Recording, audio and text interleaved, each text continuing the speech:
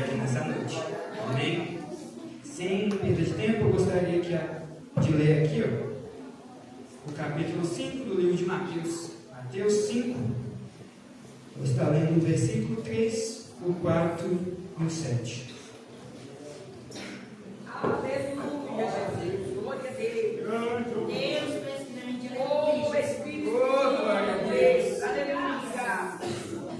Deus amado. Visita meu povo, Jesus. Aleluia. Mateus 5, versículo 3, 4 e 7, que diz assim: Bem-aventurados os pobres de espírito, porque deles é o reino dos céus. Bem-aventurados os que choram, porque eles serão consolados. Aí o versículo 7: Bem-aventurados os misericordiosos, porque eles alcançarão misericórdia. O maior destaque desses versículos vai ser o versículo 7, porque creio eu, ele representa o início de um dos maiores milagres que o nosso Senhor pôde fazer por nós aqui nessa terra. Mas a partir do 3, vamos estar aqui rapidamente interpretando eles, na medida que Deus quiser falar aqui nessa noite. Amém. Versículo 3 diz assim: Bem-aventurados os pobres de espírito, porque deles é o reino dos céus.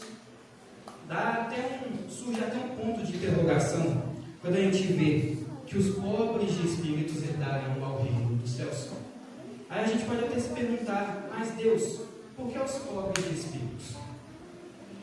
Quando a gente olha no contexto em que Jesus está inserido, ali no meio dos israelitas, dos judeus, a gente consegue ver que os ricos de espíritos daquela época eram os fariseus, aqueles que se diziam santos, aqueles que se diziam sem pecados diante do povo.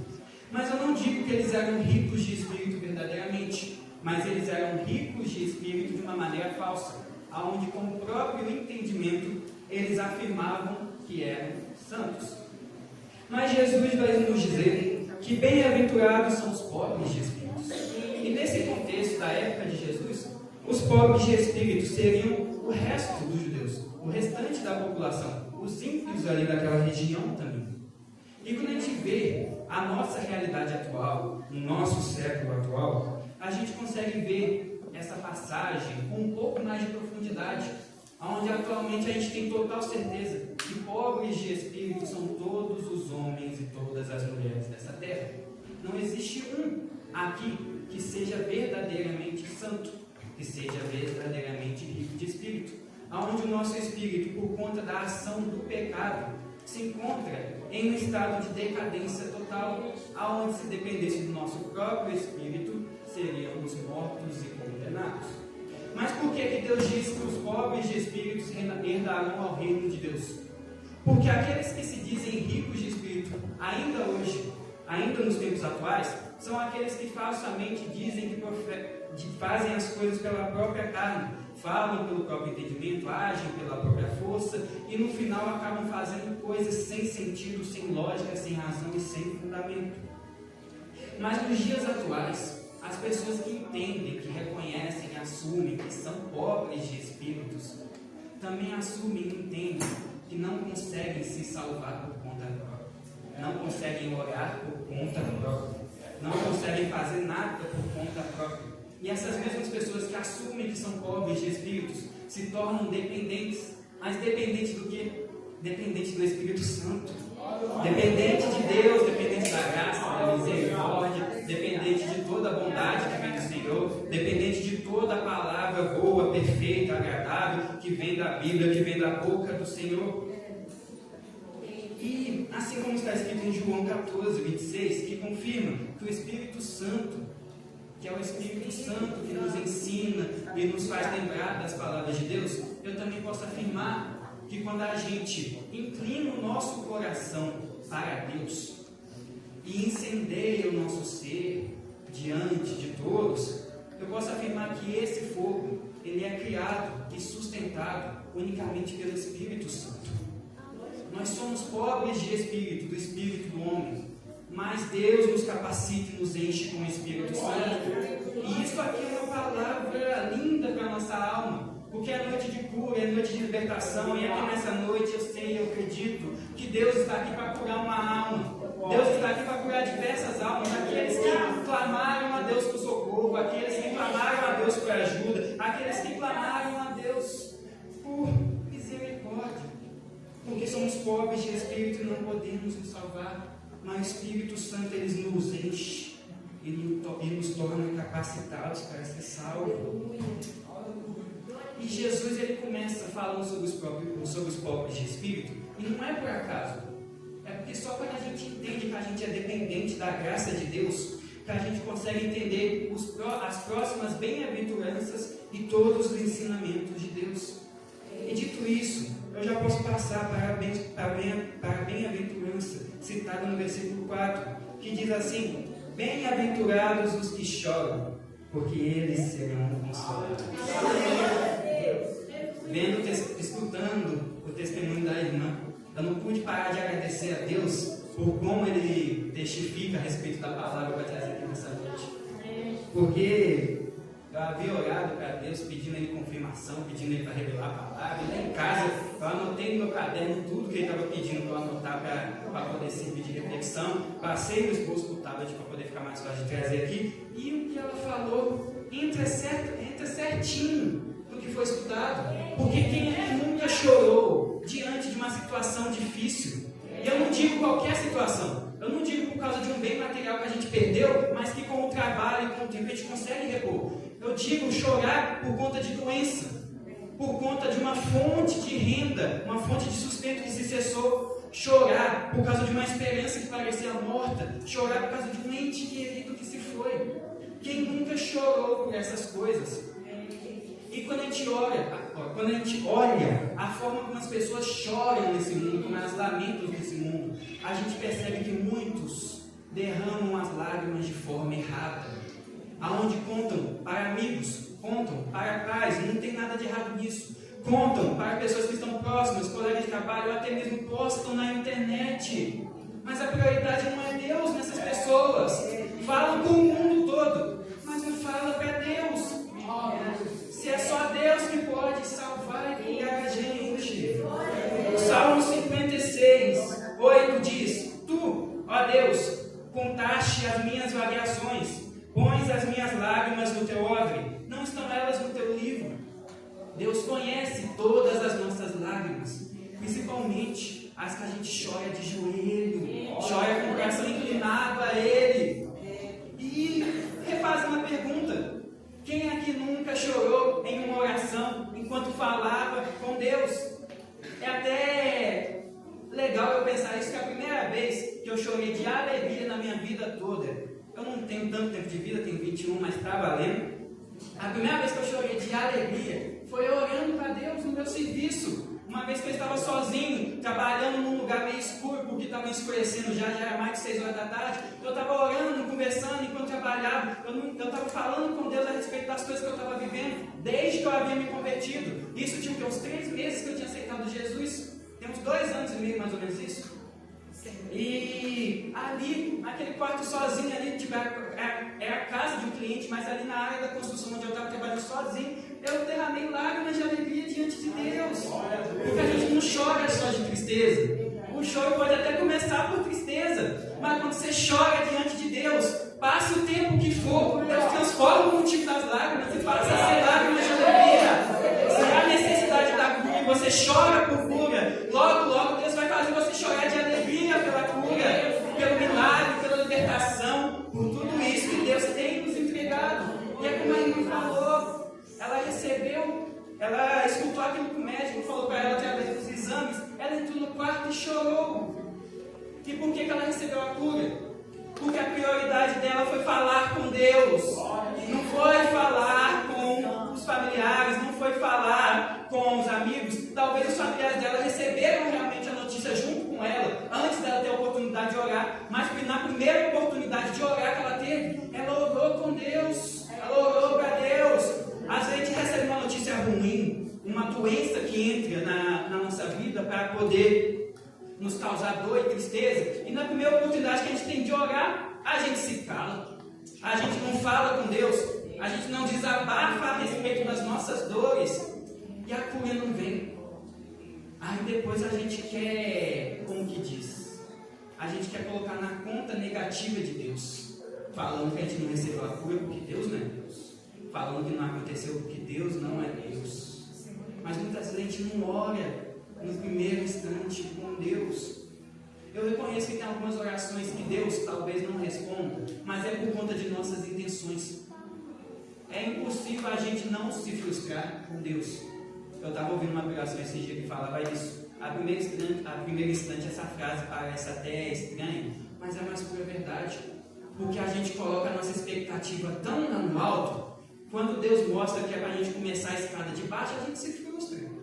A gente coloca as expectativas num futuro tão imaginário, que quando Deus dá aquele choque de realidade na gente, a gente se frustra. Não é tudo que a gente quer que Deus vai fazer, mas ainda assim Ele manda a gente orar. E orar por quê?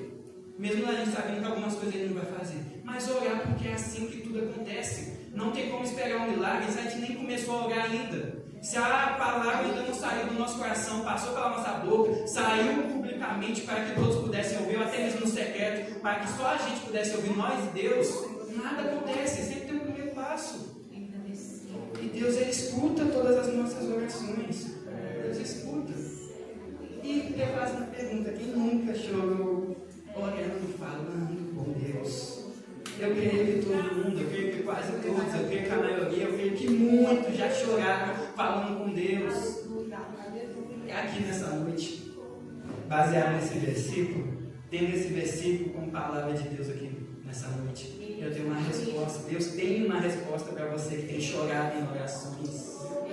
Se alegra, não desanime, não tenha medo, tenha força, tenha paciência no Senhor, porque não importa o tempo que demorar, você vai ser consolado. Nem que seja no último dia da sua vida, quando os anjos vierem para te buscar e dizer que você lutou, que você perseverou no bom combate, venceu a guerra, guardou os mandamentos de Deus, guardou a palavra e dessa forma vai morar com Deus. Porque lá no céu não haverá pranto, nem choro, nem morte. E há outro consolo maior do que esse. Mesmo que na terra a gente não tenha o maior dos sorrisos, ou talvez não tenha o sorriso que a gente esperava, mas lá em cima a gente vai ter a maior consolação, que é ver Deus, que é poder adorar Deus sem impedimento, que é poder escutar a voz de Jesus Cristo, como os discípulos escutaram, mas de uma forma 1000 vezes melhor, infinitamente melhor, que o nosso Deus é infinito. Aleluia.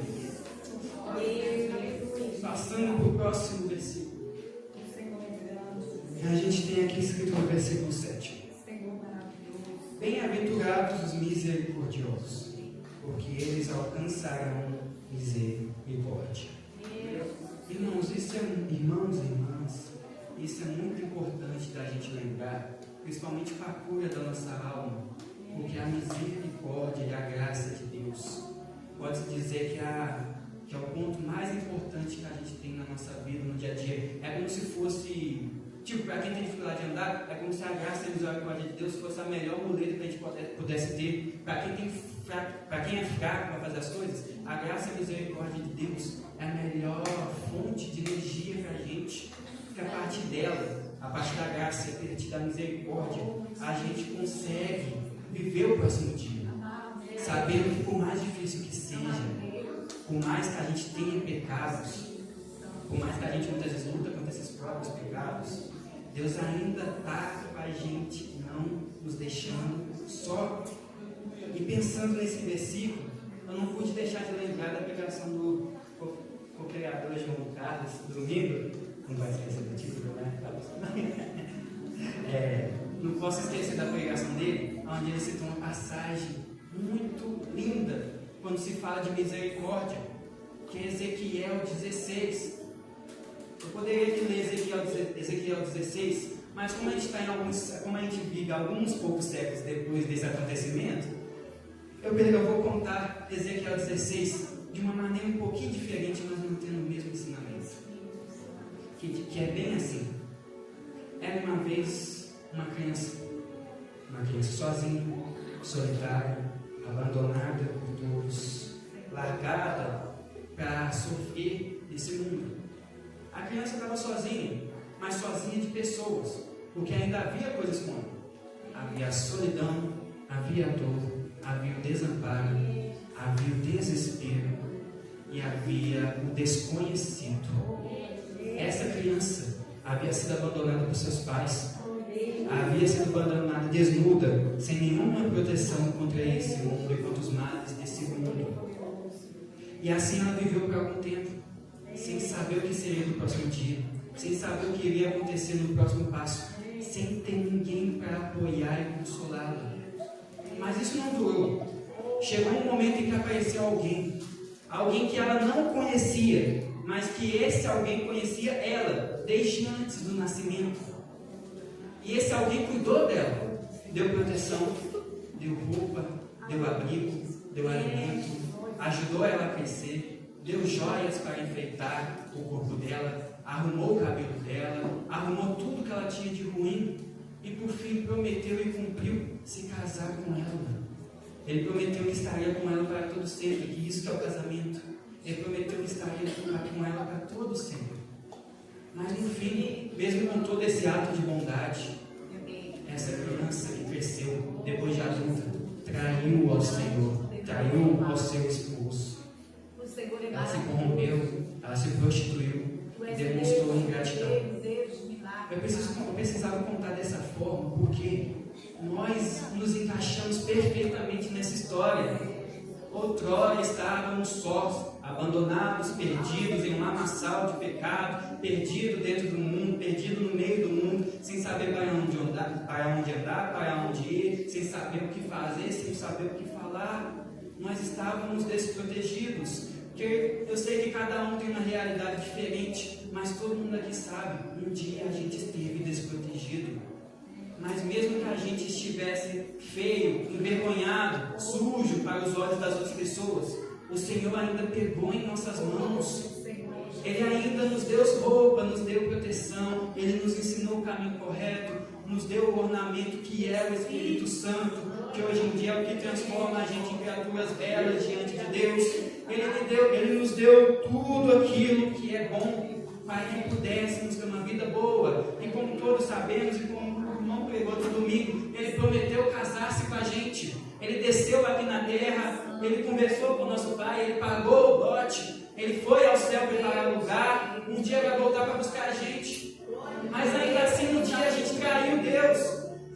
A gente continuou pecando mesmo com Ele, mesmo que Ele tenha nos tirado daquela situação horrível.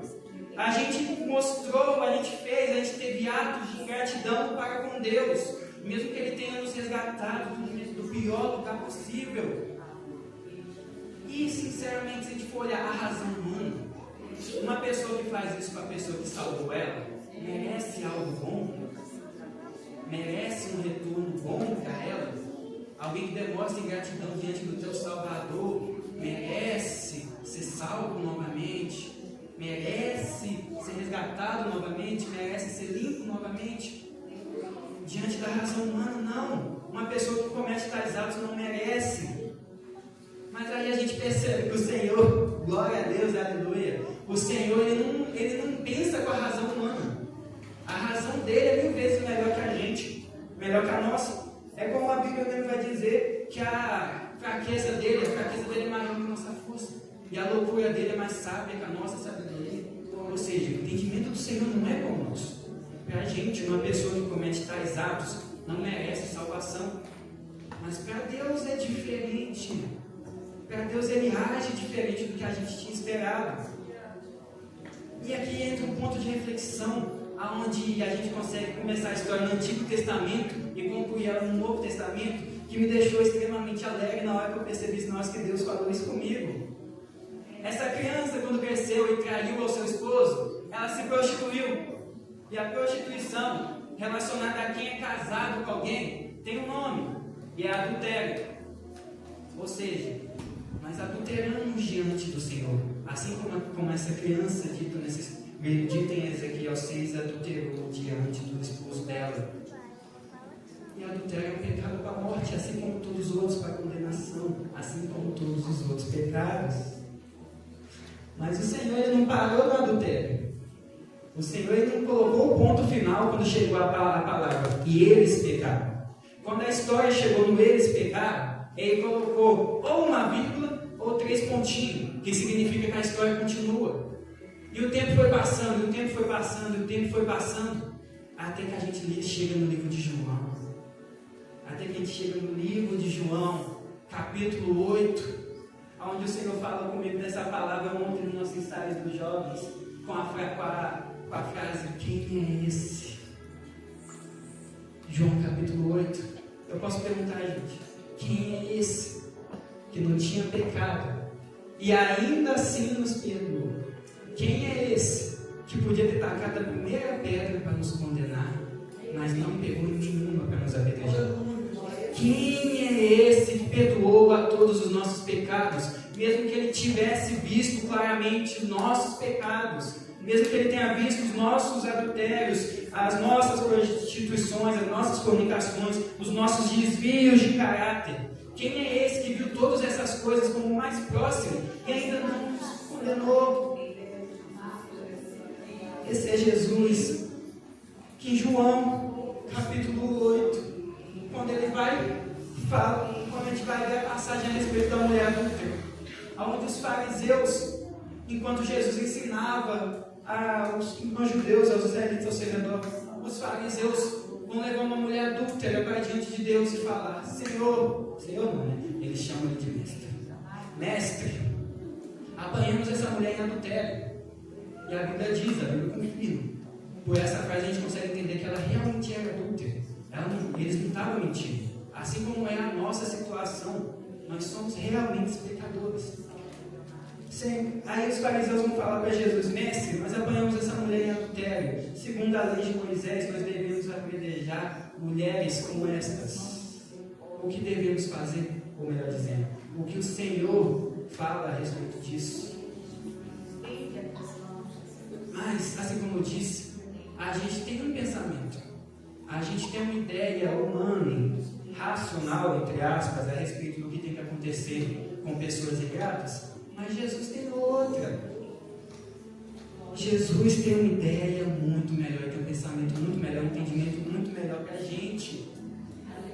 Assim como ele fez com aquela mulher, quando ele olhou para os nossos pecados, quando veio o inimigo, assim como o inimigo fez com Jó, quando veio o inimigo acusar a gente de algum de nossos pecados, até mesmo de todos, ou de alguma situação que nós estávamos vivendo, Jesus falou que atire a primeira pedra, aquele que não tem pecado, aquele que é perfeito. E aqueles que acusaram não atiraram nenhuma pedra. Eles saíram andando porque eles eram tão pecaminosos quanto nós. Eles eram tão pecaminosos quanto aquela mulher. E essa passagem, exclusivamente essa parte, a gente precisa entender uma coisa. Não é só porque hoje a gente está no lugar da mulher adúltera, que não tem um dia que já tenha passado ou que vai chegar ainda, a gente vai estar no lugar dos fariseus, onde a gente vai ter ciência do pecado de alguém, e aí vai chegar a nossa vez de agir diante de Deus, que é acusando, igual os fariseus fizeram, ou perdoando, igual Jesus fez. É fato que a gente, como homens, não tem autoridade divina para perdoar pecados, mas a gente pode perdoar aquilo que o irmão faz conosco. Se o irmão chegar e tentar contra ti, você tem o direito, tem autoridade, tem permissão de Deus para perdoar essa pessoa e para agir na salvação dessa pessoa. Os fariseus não precisavam acusar aquela mulher. Eles podiam chegar em Jesus com um pensamento diferente e falar assim: Senhor, apanhamos essa mulher em pecado, é verdade. O que a gente faz para ela ser salva? O que a gente faz para ela ser curada na alma dela? O que a gente faz para ela ser liberta desse pecado que aprisiona ela durante tanto tempo? E a gente tem como fazer isso hoje em dia. Mesmo que a gente não possa, às vezes, falar com alguém a respeito do pecado da pessoa, porque tem pecados que envergonham as pessoas, a gente sempre tem alguma forma de interagir. Se for com alguém do dia a dia, de fora da igreja, a gente tem a melhor ferramenta possível. Dobra os joelhos. Se você sabe o nome da pessoa, fala o nome da pessoa. Se você não sabe, coloca o rosto dela na sua mente e fala para Deus: ó Senhor, aquela pessoa está em pecado. Eu, como alguém pecaminoso e que foi salvo pela tua graça, eu preciso orar para o Senhor, que o Senhor perdoe ela e tire ela desse caminho. A gente tem essa opção de orar pela salvação de uma alma e não acusar como os fariseus fizeram. Hoje em dia é tão bonito ver como que Jesus responde aos fariseus. Quando a gente para pensar que todas as vezes que os fariseus tentam acusar o pecado de alguém, Jesus ainda tenta perdoar eles. Jesus ainda tenta mostrar para eles que é só eles se arrepender que ele tem poder para salvar eles. Com aquele paralítico dentro da casa, que Jesus curou ele, que primeiro ele disse que perdoados estavam os pecados dele, e depois, quando os fariseus vieram falar que ele era blasfemo, ele falou: o que é mais fácil? Assim como o pastor Jorge deu aqui na palavra oficial: o que é mais fácil? Perdoar os pecados do homem ou dizer levanta-te e anda? Para Jesus, o que é mais fácil entre essas duas opções? Ele tem que responder nenhuma, porque nada é impossível para Deus. Tanto perdoar quanto curar uma doença, Deus é capaz, é capacitado. E nesse momento Jesus estava ali, além de perdoar e curar os pecados daquele paralítico, ele também deu a opção para os fariseus se arrependerem. Quando ele disse o que é mais fácil, perdoar o pecado de um homem, ele também estava incluindo aqueles homens. Eles poderiam se arrepender, eles não precisavam acusar, eles não precisavam fazer aquilo, assim como às vezes a gente faz também. Às vezes a gente acusa, é verdade. Muitas vezes a razão sobe, às vezes o ego que o inimigo tenta colocar nas nossas mentes sobe demais, sobe até o mais, passa dos limites do que deveria, e a gente acusa alguém. Mas Jesus está sempre falando: você foi perdoado, então perdoa também. Você foi restaurado, então ajuda a restaurar também. Você foi curado, então ajuda a curar também. Não é excluir o pecador. A gente tem que abominar o pecado, mas não o pecador. A gente tem que dizer: sua prática está errada, é verdade, mas você ainda tem salvação. A sua prática vai te condenar, o seu pecado vai te levar para o inferno, mas enquanto você ainda tem fôlego para respirar, você ainda consegue erguer as suas mãos e dizer: Jesus, me liberta, eu me arrependo de todo o meu pecado, me cura, me salva, glória a Deus. É isso que a gente tem que fazer, porque um dia fomos nós no lugar da mulher adúltera, um dia fomos nós no lugar do paralítico, um dia fomos nós no lugar dos cegos, dos coxos, dos leprosos. Um dia fomos nós. E Jesus nos curou, tanto fisicamente quanto espiritualmente.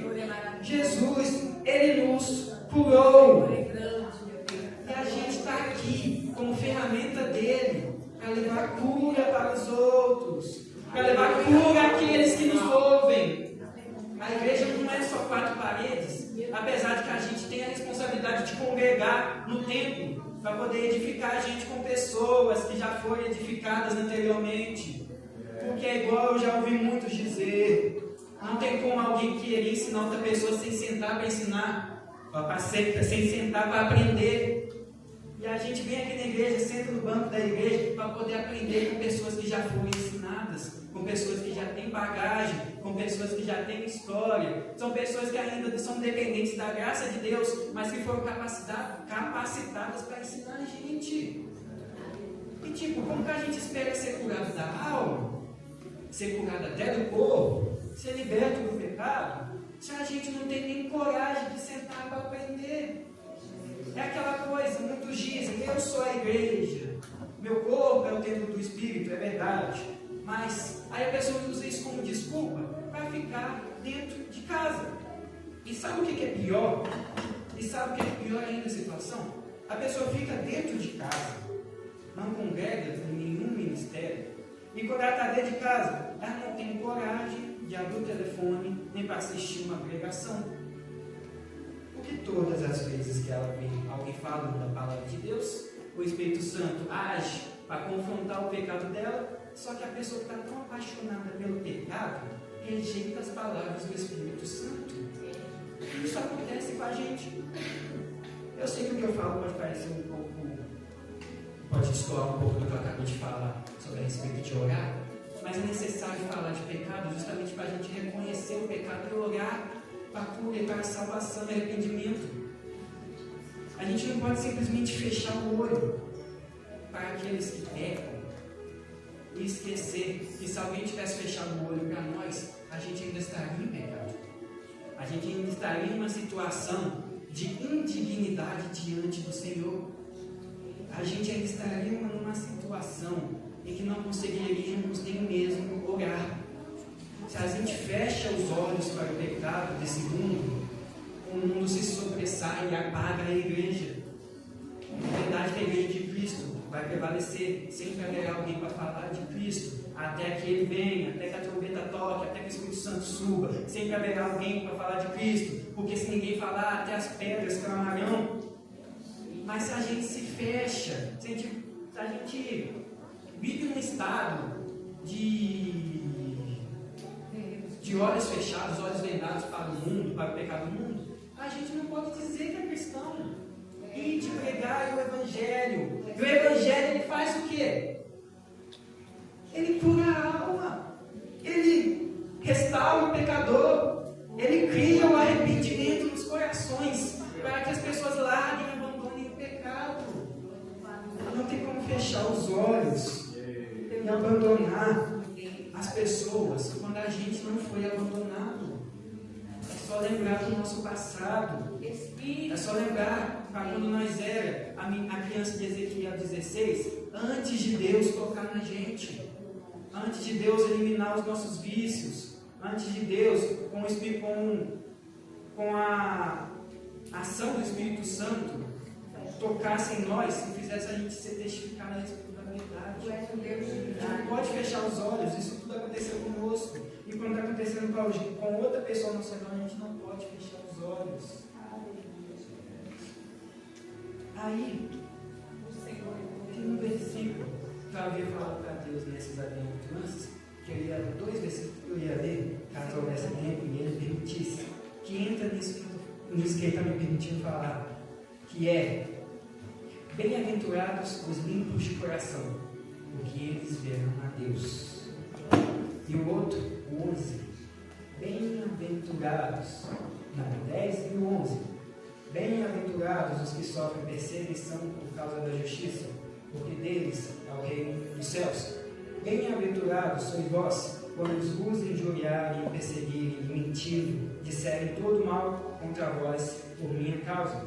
Exultai e alegrai-vos, porque é grande o vosso galardão nos céus, porque assim perseguiram os profetas que foram antes de vós. Aí, como foi falado, a respeito de fechar o olho para o pecado do mundo, vai ter gente que vai fechar o olho por quê? Pelo medo do mundo. Que é isso, cristão? Está temendo o mundo. Está com medo das perseguições dos homens. Está com medo de ser morto por uma espada, como seria no tempo bíblico. Está com medo de ser morto pelo mundo. Está com medo de ser cancelado na internet. Está com medo de levar um processo porque falou a verdade. Que é isso, cristão? Jesus não disse para você ter medo, Jesus disse para você agir. E eu sei que às vezes a gente fica sem palavras, porque quando a gente quer falar algo do mundo, quando alguém pergunta algo, tem aquele medo, realmente, dessa perseguição do mundo, mas tem medo também da zombaria. E é algo que eu constantemente, de vez em quando, eu vivo essas situações com o meu patrão, onde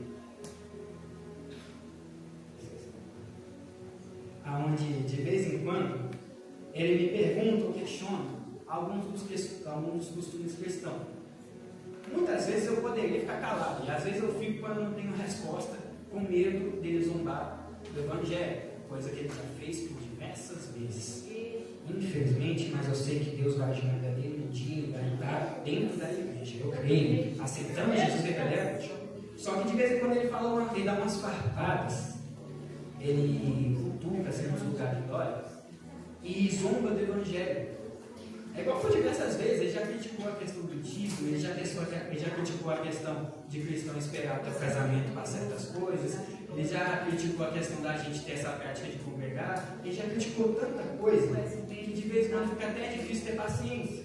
Só que eu sempre peço paciência ao Senhor, porque como meu patrão eu preciso ter. É meu patrão, se eu falar algo errado com ele, ele pode mandar embora e eu vou fazer o quê? Só que esses dias ele veio falar de um convite que ele recebeu a respeito de entrar numa seita. Não vou citar o nome, mas é para ele entrar numa seita dessas falsas religiões, uma que infelizmente é muito, como eu posso dizer, é muito famosa entre pessoas ricas. Ele teve esse convite de um cliente dele para entrar nessa seita. E de segunda-feira, lá no serviço, enquanto eu estava no alto da escada, ele perguntou: aqui, Juan, qual é a sua opinião a respeito desse grupo? A primeira coisa que eu perguntei para ele, é o que eu comecei a perguntar de um tempo para cá, toda vez que alguém no serviço me pede uma opinião. Eu perguntei assim: ô Léo, que tipo de opinião que você quer? Você quer um conselho ou você quer minha opinião como cristão? É mais pela questão de eu não ofender ele. Só que ele veio e só perguntou de novo, fez a pergunta, e eu falei: olha, esse grupo aí que te chamaram é uma seita. Não vou mentir que diante dos homens você pode até ter sucesso entrando nessa seita, mas é algo que você vai ser cobrado lá na frente. É algo que, se você aceitar entrar, você vai ter prejuízos lá na frente. Aí ele me perguntou mais a respeito disso, me perguntou mais a respeito de outras religiões, e o que eu achava de outras religiões, se existiam verdadeiras, se elas eram boas, umas coisas assim. E eu falei para ele: olha, como cristão, eu não posso mentir. Então eu vou ser bem sincero contigo. Todas as religiões, inclusive essas seitas, elas vão levar para o inferno. Elas não vão te levar para a salvação. Você pode até ficar rico aqui na terra seguindo elas, mas para o céu você não vai. Gente, se eu fecho meus olhos para a pessoa que convive comigo todo dia lá no meu serviço, que é o meu patrão, como eu posso orar para Deus, pedir para ele ser salvo? Como eu posso chegar aqui numa noite de cura e libertação e dar testemunho das minhas curas, das minhas libertações, das coisas que Deus tem feito por mim ou pelas pessoas que eu conheço, se eu não consigo nem olhar para o meu chefe e dizer para ele uma palavra de salvação? Não existe isso. A gente é cristão, dentro e fora da igreja. Não existe perseguição que pague a igreja. É como tem a música que canta: o Coliseu não pagou.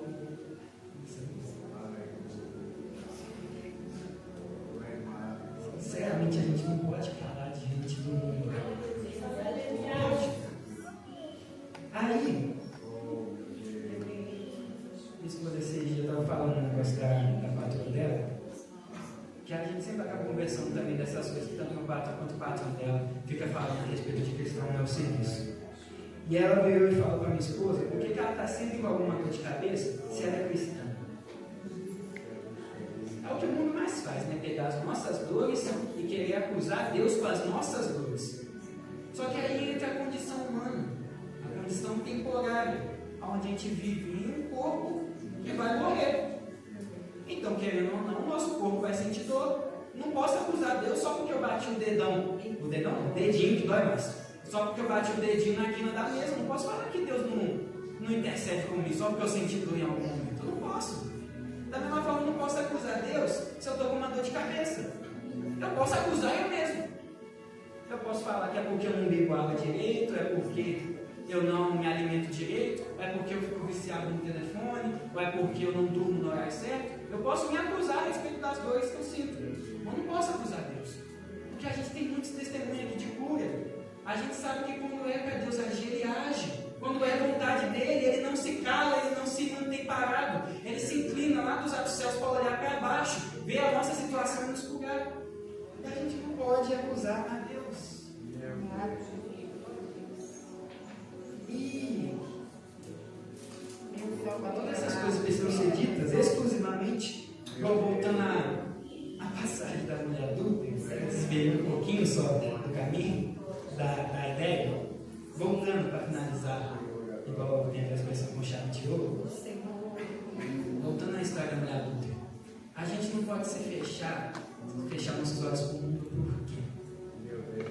A gente não pode deixar de falar do Evangelho, por quê? Porque é igual a irmã disse, a fé vem do ouvir. A gente acredita em Deus, a gente começou a acreditar em Deus, não foi por ver algo acontecer, foi justamente por ouvir. Tem muitos que só se convertem por ouvir o louvor de alguém, por ouvir a oração de alguém, por ouvir aquilo que aconteceu com alguém, mas não aconteceu com a pessoa. Diferente de Tomé, que ao invés de só ouvir e acreditar, ele precisou ver Jesus ressurreto.